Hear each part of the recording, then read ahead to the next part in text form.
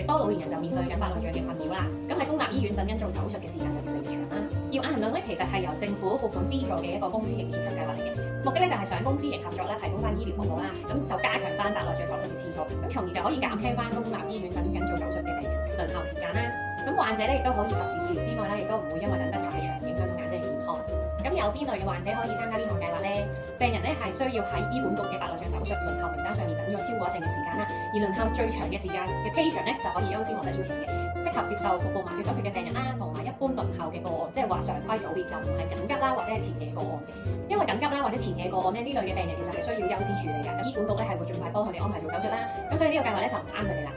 而想參加呢個計劃咧，其實病人係唔需要自己申請嘅，因為醫管局係會由輪候時間等得最耐嘅 case 開始啦，咁佢就會分發一啲信咧去邀請符合資格嘅人士參加呢項計劃。咁私家醫生嘅治療包括咗啲咩啊？